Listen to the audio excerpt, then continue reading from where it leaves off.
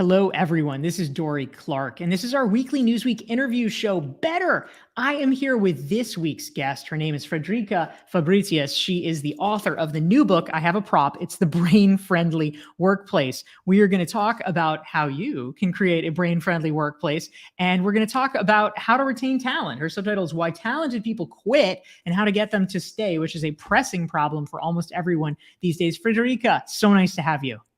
Thank you for having me. It's an honor. I said before I'm having a bit of a fangirl moment here, so I'm so glad to be here. Thank you. I love having you. And welcome to everyone tuning in from around the world. Please feel free to type into the chat box and let us know who you are and where you are watching from. I'm in Miami. Friederike's in Germany. Where are you?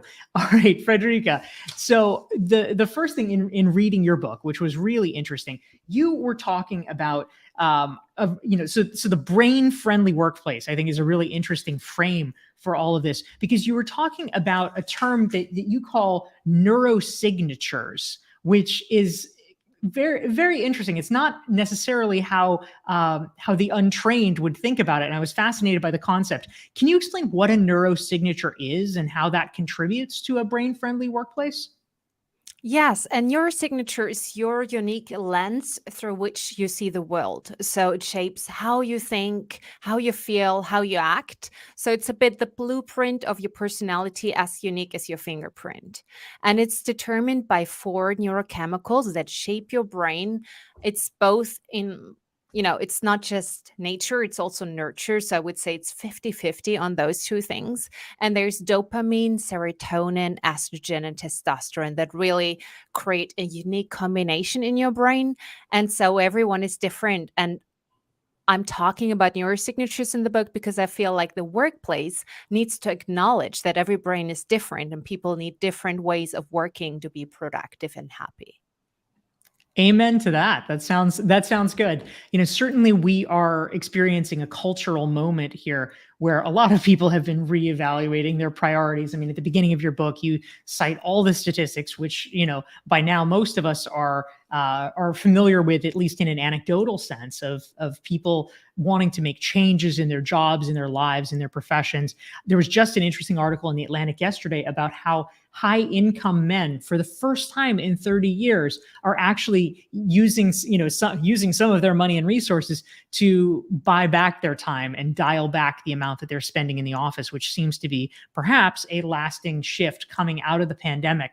So as a result of this, I'm curious, how does all this factor into talent retention? When we think about creating a brain-friendly workplace, what can a manager do to optimize for this and make a workplace that would be better for their employees? I think the reason why people are quitting is because the workplace is not adapted for their brains and it makes people miserable. It makes people unproductive. We're wasting so many hours. So many people are bored or stressed. And what I found in the book is something that I call the neuro gap. So only a certain type of people, of neurosignatures, are thriving in the workplace. The ones who are highly stress resistant, ambitious, hard boiling, tough minded, and all the other ones drop out. So, in order to retain people, we need to make the workplace more attractive and more in line how different brains act. So, for example, one thing people should do is to understand that people have different optimal stress points. And so, for example, you may have a different optimal stress point from me. So, you may reach your best performance maybe at higher or lower stress levels than me. And what this means is that we need a respect for people with different stress tolerance in the workplace. Right now, we have that feeling that whoever is most resistant to stress and most hardworking is the best performer, when in reality, we alienate a lot of deep thinkers because we have that narrow-minded view. So I think workplaces should offer different ways of working. So some people should be able to work at lower stress levels so that they can access their best brain performance.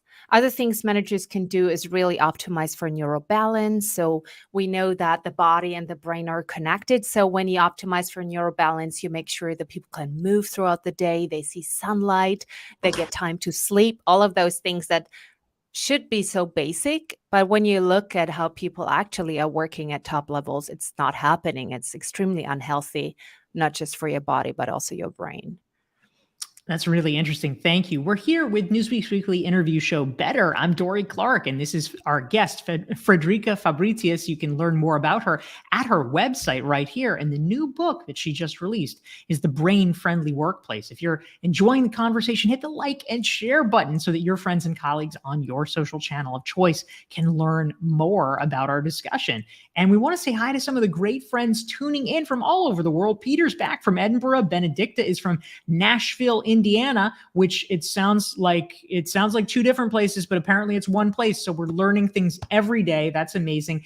Evan's here. Carolyn's tuning in from North Carolina. Damaris is also in Miami. Beth's in London. And we have Fatumata, who's in the UK, and Adrian in Bristol, Tennessee. We love having every single one of you. And type your questions for Friederike into the chat box. Now, Friederike, something that I'm wondering about, one of the concepts you talk about in your book is leveraging, I guess we can call them the 3 Fs. You talk about fear, fun, and focus. How do these factors tie in together? What's the relationship between them, and how can we leverage them better?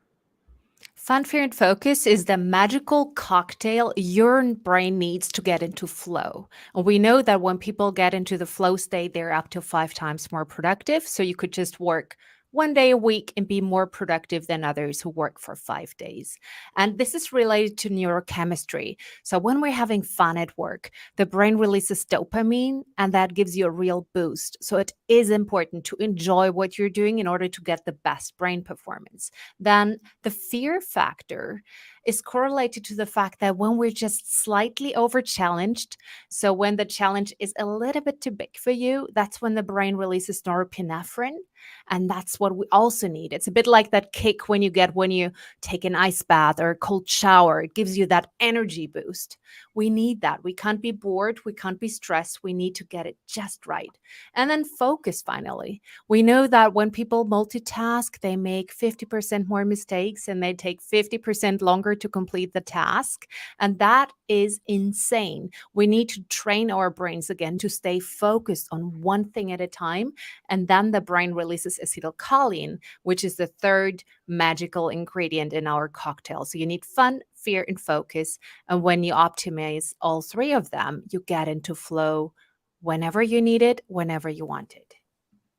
That's great. Thank you very much. We're here with our guest, Friederike Fabritius. Her new book is The Brain Friendly Workplace. Type your questions about how to create your own brain friendly workplace or how to retain talent better in today's environment into the chat box. We'd love to hear from you. We want to say hi to Kathy, who's tuning in from St. Louis. Cheryl's in Minneapolis, St. Paul. Colleen's in New Jersey. Harsha's in London. Thanks for connecting us, Harsha.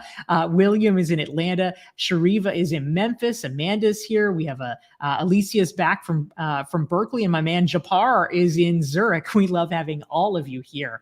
Now, Friederike, something that I was wondering about in your book, one of the ways that you arrange this is you have a lot of interviews with a diverse array of leaders, and you're sharing their insights in the book. Can you talk a little bit about your interview process? How you identified the folks that you spoke to, and what for you was the most interesting discovery as you were talking to all of these folks and constructing your book? Well, I wanted to bring in the neuroscience and then application. So I wanted to make sure I talk to leaders in their fields who are really trying those things out in the workplace. So I have people like Ariana Huffington. I have John Medina from Brain Rules. So I have some managers who do interesting breathing techniques to calm their brains. I loved, I have, it was really a lot of interesting people. And so I don't want to pick one of them, but there was one interview that I found so refreshing because I had talked to Stephen Oscar. Oh my God, I'm getting his name wrong. Let me pick up Stephen Arstool it is. And he is the CEO of Tower Paddleboards and Electric Bikes. And he had introduced the 5-hour work day. And I thought that was so fascinating. I had read his book, so I reached out to him and I said, hey, tell me more about this 5-hour workday. What's happening in your company? He had boosted profits. And then when I talked to him, he said, well, we actually stopped that because people became entitled. And I found that so refreshing because he really then gave me the details on how they're doing things differently. So he's really like looking at the process, making things better for people. So now, for example, they have the 5 hour workday just during the summers, and people kind of have to work to get it so that they're not just like dropping everything at 1 p.m. and just say, hey, it's 1 p.m. and 1 second, I'm not doing any work anymore. And so I love that I would say that honesty in that interview. It made me laugh out loud several times. Yeah, that's just one example, but each and one of them was fascinating because they all were so honest. And I love when people really share personal secrets to well-being and when it's not just reading a marketing brochure. You know, if you had of talent at BCG, of course, you could just talk about how you're perfect and do everything perfect. And I love that people were real in those interviews. Yeah, that's so great. It's always fascinating when people talk about experiments that they're trying or experiments that haven't worked. I can certainly imagine that if you have an entire office or manufacturing floor full of folks who are like high schoolers who get up when the bell rings, that would probably not work too well. So really interesting to think about how to make sure that doesn't happen. I'm Dorie Clark. This is Newsweek's weekly interview show, Better, and Friederike Fabritius is our guest. She is the author of The Brain Friendly Workplace, and we have wonderful questions coming in from all over the world. Friederike, a question came in from Colleen, and she wants to know your perspective. Do you find that different generations have different brain performance needs? We hear a lot about the wild differences in generations. Do you think this is accurate, or is it all individual? What's your take?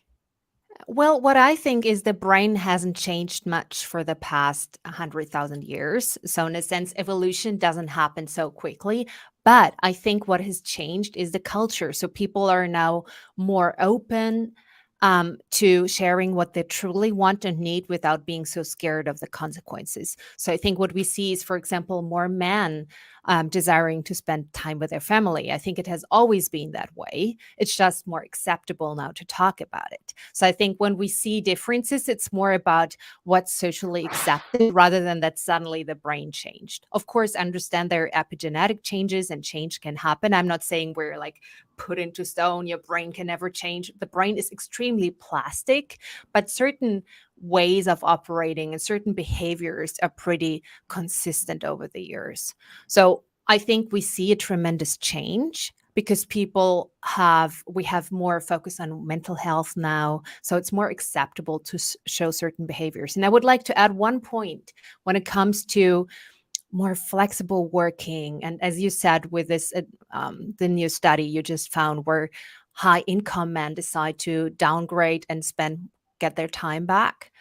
When you look back in history, and not just for 200 years, but actually for thousands of years, you'll see that the hunter-gatherers, they work just 15 hours a week, and they spend lots of time with their loved ones. Both men and women, we tend to not think about that. So our brains have not changed. What has changed is the social norms. Excellent. Really helpful. We're here with Friederike Fabritius. Her book is The Brain Friendly Workplace. We want to say hi to Sandy, who's tuning in from Ireland. Amanda's in Rio de Janeiro. Katie's in New Jersey. Melissa's in Canada. Jose is in Salvador, Brazil. We have Amanda here. Wow. Brazil is in the house. We have Estras, who's in Rio also. Haley's in Dallas. Pani is in London. Marco's in Milan. We've got Paulina in Cleveland. Dominique in New Jersey. Jen in Wisconsin. And Olga tuning in, your countrymen from Berlin. We love having every single one of you. And a great question came in, Friederike, from our mutual friend, Harsha, podcaster extraordinaire. He wants to know, could you expand on the importance of agency and control in the workplace? What are your thoughts? Oh, it's so incredibly important. So there was one study where they had a group of mice and two groups of mice, and the one group received electroshocks and they could turn it off with a lever, and the other one received electroshocks whenever the mice in group A pressed the lever. So they had no control, no autonomy, no way of determining things. So the mice who could turn off the electroshocks did just well. They were just, not just fine. It's not good to receive electroshocks. It's stressful, but did okay. While the ones who had no control died and were really miserable. And the same is true for people. Our brains thrive on autonomy. We love when we can shape our own destiny. So I always say the number one protection against stress is getting into the driver's seat again, not feeling like a victim. You may be a victim, but there's always something you can do. You can change your attitude. You can make small changes, big changes. Always ask yourself, what is one thing I can do that will improve that situation? And that dramatically reduces cortisol levels in your brain. Harsha, so great to see you here. It's lovely to know you're watching.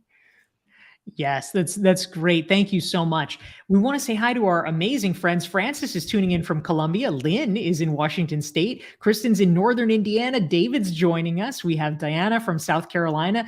We have Bree from Knoxville. Stephanie in Southern California, and Anna from Palm Springs. Welcome to all of you. Please hit the like and share button if you'd like your friends and colleagues to benefit from our conversation with author Friederike Fabritius. She wrote The Brain Friendly Workplace.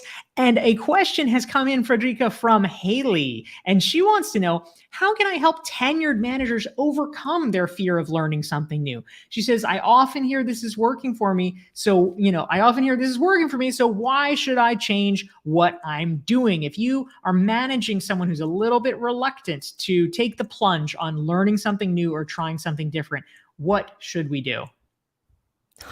That's a tricky one because, of course, the older you get, the more a part of your brain that's called the basal ganglia collects information and collects patterns. And of course, you gain experience and wisdom, and you may be successful with that. So why change something? I would say try something new because it keeps your brain young. We know that when people experiment and make new experiences, it actually sparks dopamine, acetylcholine. We have all those positive hormones. So I would say do it for the fun of it. Try it because it keeps you alive. Instead of forcing people, I would make it more like a game or something that rejuvenates you. I mean, everybody's talking about longevity these days. I would be motivated by trying something new if I know it's good for my hormones, it's good for my stress levels. Yeah, something. And I've also heard very good experiences about reverse mentoring, where you're not mentoring just a younger person, but you get mentorship from somebody younger than yourself. I think that can also be a very interesting setup because then you get the oxytocin, which is activating the social networks in the brain. So maybe doing this in a positive group setting could also help. Excellent tips. We're here with Friederike Fabritius, the author of The Brain Friendly Workplace. This is Dorie Clark with Better, our weekly Newsweek interview show. If you want to make sure that you are plugged in, that you never miss an episode, go to dorieclark.com. You can sign up, download a free self-assessment, and you'll get reminders about wonderful opportunities like this to connect with great authors, thinkers, and executives. We want to say hi to Radu, who's joining us from Doha, Qatar. We have Mubina in the house. Zili is here. Sandra. We have Tarif. We have Zeke, who is from deep South Texas. I love the evocative turn of phrase, Zeke. San Benito, right? We have Amanda Sushma's in India. Todd's in New York City. We love having all of you here. And a question, Friederike, came in from Shadi, and she wants to know, if you are performing different tasks, should we be kind of toggling the difficulty level? Should we be slightly over challenged? I mean, this is how it works with muscle building, right? You want to slightly over challenge the muscles. Should we be doing this with our knowledge work as well? What do you think? Yes, we absolutely should. It's important to understand, though, that the goal is not to be in flow 24/7. That's a very exhaustive, intensive brain state. So if you're slightly over challenged all day long, by the end of the day, you're just brain dead. So that's not workable. We also need some cycling between rest and challenge, rest and challenge. So my recommendation would be to have a certain amount of hours where you just can relax, you know what you're doing. You keep things consistent. You don't have to challenge yourself all day long. But in those areas where you want to get into flow, so your most important task, an important presentation, a new project that matters to you, that's where you should challenge yourself, and that's where you should move the bar. And you should improve two things: your challenge and your skill level. Both of them need to be pushed, but don't do it all day long. I think that's exactly exactly what happens with people who sign up for new habits for the new year in these things. They over challenge themselves and they get to the point where everything is just exhausting and you go back to eating chocolate cake or something very quickly. So do it when it matters. That's right. Do it when it matters so we are not constantly eating chocolate cake. This is important advice. You can get more important advice at Friederike's website, friederikefabritius.com. Her new book is The Brain Friendly Workplace. We want to say hi to our amazing friends tuning in from around the world. Masood's in Karachi. We have Franz in Bonaire. We have Ravi from Delhi. David's in Boston. We have Judith from Malta. We're glad to have all of you. And Alicia from the West Coast, from Berkeley, wants to know, can you speak to neuroprivilege and its relationship to the ability to access focus? So neuroprivilege is a really interesting concept. Do you have thoughts or a take on that, Friederike? I've never heard of neuroprivilege. That is, so it's hard for, I hope I'm answering your question right, Alicia. And if I get it wrong, then you need to send me a LinkedIn message and explain to me what neuroprivilege is. So, I know, I don't now want to we all miss want to out on it. know. Sounds Tell us. cool. It sounds cool. So, neuroprivilege sounds to me like maybe if you have a very privileged brain and you eat right and you sleep well. I have no idea what neuroprivilege is. So maybe I should learn about that first before answering that question.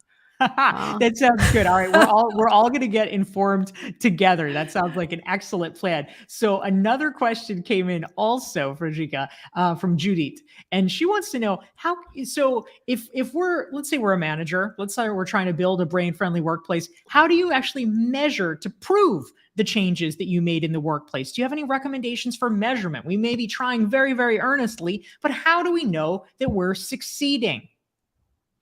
I once did a project where I even measured people's brain activity, and I looked at how stressed they were and whether they were able to get into flow and whether they were able to relax quickly, because it's also very important that you can go back into relaxation after a stressful moment.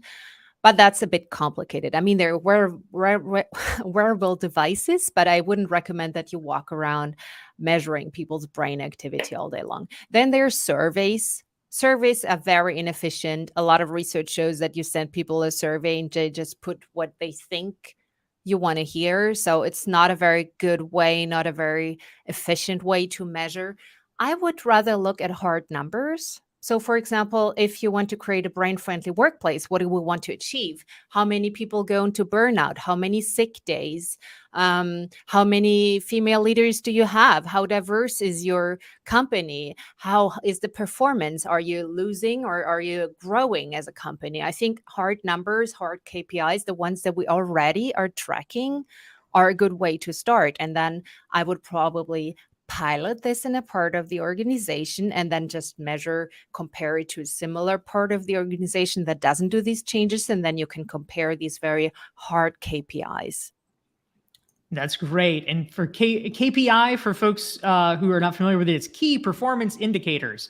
I didn't used to know that either, so just in case. So, all right, question for you, Friederike. An interesting question came in from Tarif.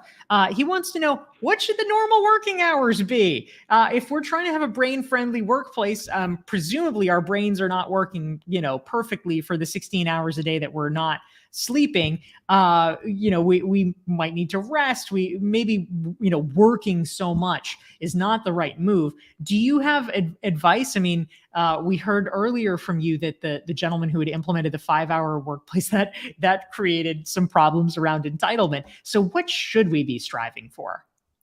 Well, there was an interesting study that looked at people, and they found that in an 8-hour workday, they were only really productive for 3 hours, roughly. So the rest of the time was spent on social media, boring meetings, preparing snacks. There was like a long list of things people were doing instead while working.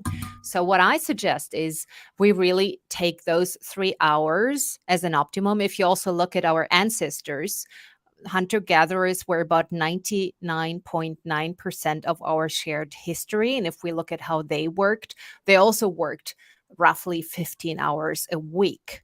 So I think that's probably an optimum. If you do more, you're not necessarily getting more out of it. There's a bit of that curve that, how with 20% of your efforts, you gain 80% of the results. So it's about working smarter, not harder. I mean, if you want to work more, go for it.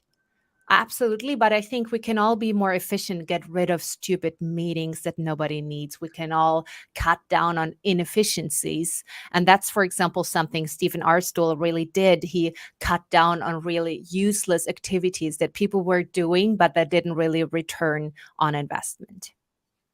Really interesting point. We're here with Friederike Fabritius. Her website is right here, and her book is The Brain-Friendly Workplace. This is Newsweek's weekly interview show, Better. And a question came in. This is an important one, Friederike, from Sandra, or maybe Sandra. So hello. It is basically, it's a tall one, so I'm gonna stand up high here. She basically says, hey, we're wired to like people who are like us. This can create obvious problems in terms of hiring because we will just keep replicating us. So if we actually want to build a diverse workplace, and this is something that you talk about, is hiring issues in a brain-friendly workplace, how can we avoid just hiring ourselves or mirror images of ourselves, and how can we become more cognizant of our biases in the process? I think the first step is to understand that diversity is a good thing. And so, for example, they did studies on people who were dissenters. This came from the University of Berkeley. And normally we find it very annoying if somebody dissents and disagrees with us. It immediately sends an error signal in our brains and we feel uncomfortable. But in reality, it helps everyone to think better. So it lifts everyone up.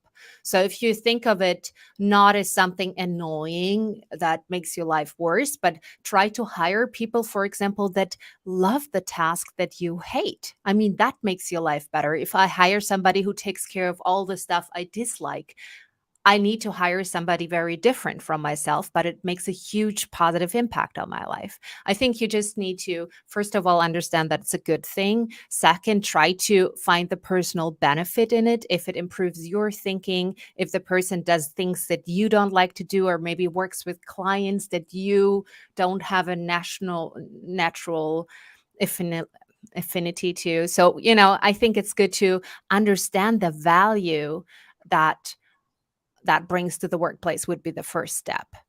And there are so many studies that show that the moment people get into a room together, they all start to get into group think very easily and just follow the majority opinion. So even if you hire different people, it's important to have good processes in place that control for that. So for example, anonymous voting, vote anonymously so that people don't try to please the boss.